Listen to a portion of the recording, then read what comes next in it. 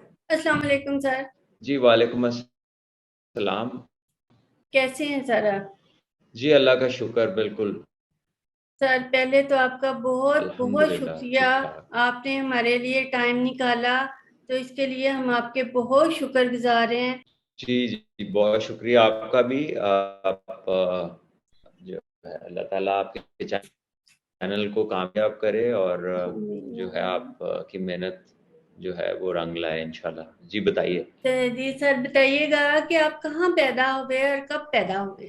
دیکھیے جی میں لاہور میں 7 اکتوبر 1984 میں پیدا ہوں.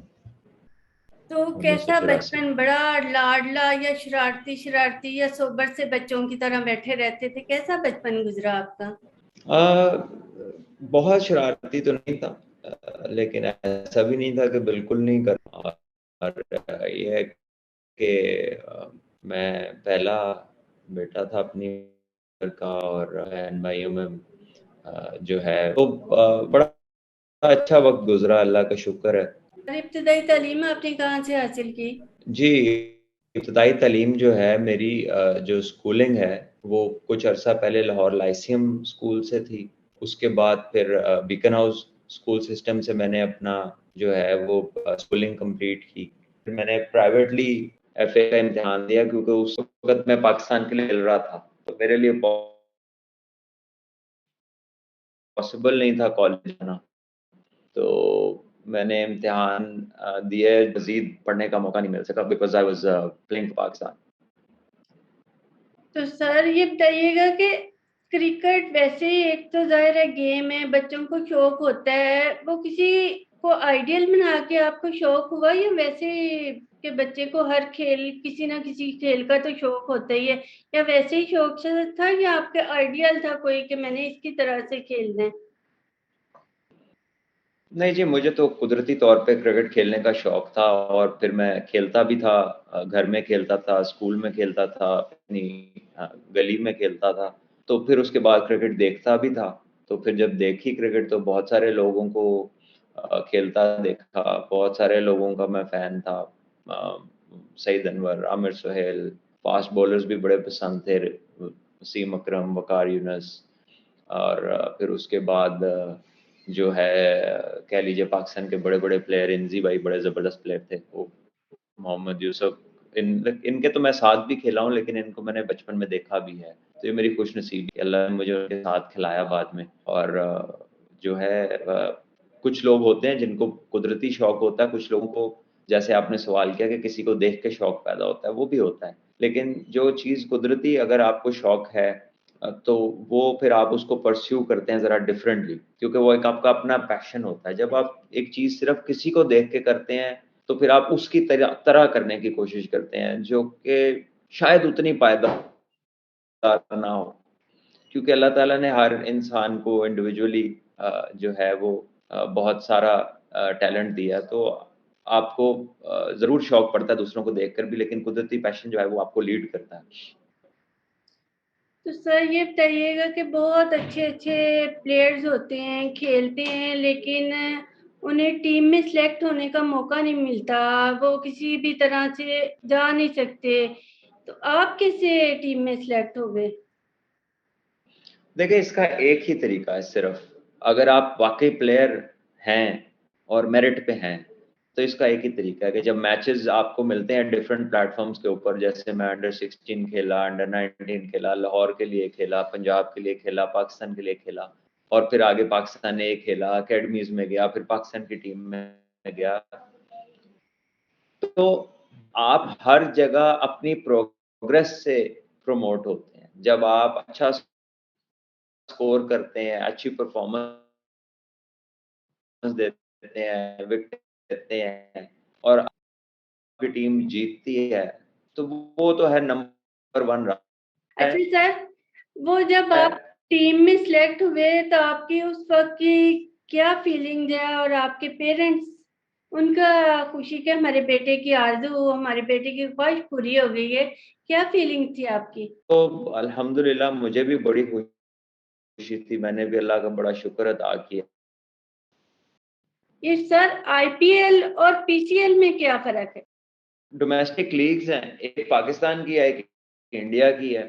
اچھا اور انڈیا کی جو ہے لیگ وہ ایک بڑی لیگ ہے آبویسلی, کیونکہ اس میں بہت زیادہ پیسہ انوالو ہے.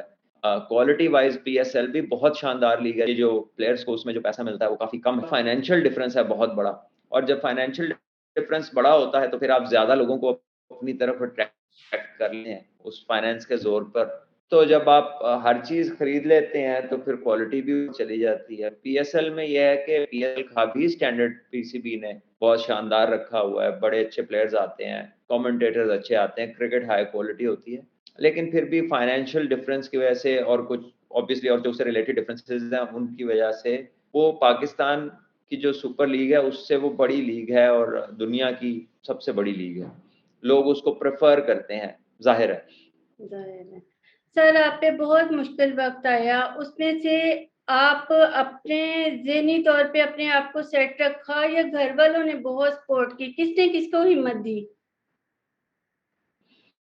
دیکھیں جی, ہم سب کو اللہ نے قائم رکھا اور اللہ ہی ہمت دینے والے ہیں, اور کوئی انسان جو ہے وہ کسی کو کچھ بھی نہیں دے سکتا. یہ صرف اور صرف دینے والا کام صرف اللہ کی ذات کے ہاتھ میں ہے. اللہ نے آپ کو اچھے ماں باپ دیے ہوں, اچھے دوست دیے ہوں, اچھے بیوی دیے ہو, اچھے بچے دیے ہوں تو آپ کی زندگی آسان ہو جاتی ہے. اور اگر وہ لوگ وہ ایسے نہ ہوں جیسے ہونے چاہیے تو وہ پھر اللہ کی طرف سے آپ کا بڑا سخت امتحان شروع ہو جاتا ہے. تو اللہ کا شکر ہے کہ میرے جو چند دوست اور میرے ماں باپ اور میری وائف اور بچے وہ میرے ساتھ رہے ہر پل. ہم میں کبھی کوئی فرق نہیں آیا. اور باقی جو لوگ ہیں وہ تو اللہ تعالیٰ وقت جب اچھا لاتے ہیں تب بھی دکھاتے ہیں کہ لوگ کیا کرتے ہیں, اور جب وقت اچھا نہیں ہوتا تب بھی آپ کو نظر آ جاتا ہے کہ لوگ کیا کرتے ہیں. تو میں فکر نہیں کرتا, یہ اللہ کا شکر ہے. مجھے پرواہ ہی نہیں ہے کوئی کیا کرتا ہے, وہ جو کر رہا ہے اپنے لیے کر رہا ہے, اور کر لے اپنی کوشش, اس کا بھی حق ہے. لیکن یہ ہے کہ اللہ کے ساتھ اگر آپ کا دھیان اللہ کی طرف ہے نا تو پھر آپ کو بہت ساری چیزیں جو ہے وہ میٹر نہیں کرتی. تو مجھے بھی نہیں. سر اگر آپ کرکٹر نہ ہوتے تو پھر الحمدللہ کیا ہوتے, کیا بننا پسند کرتے؟ معلوم میں کیا ہوتا. چلیں جی, رابطہ کٹ ہو گیا ہے, ہمارا پورا ہو نہیں سکا, کچھ باتیں رہ گئی ہیں.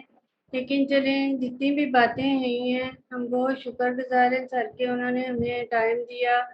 اور میں یہی کہنا چاہوں گی کہ جنہوں نے ان پہ یاد پابندی لگائی ہے کہ ہر انسان کوئی بھی دودھ کا دھلا نہیں ہوتا, ہر انسان سے انسان ہے.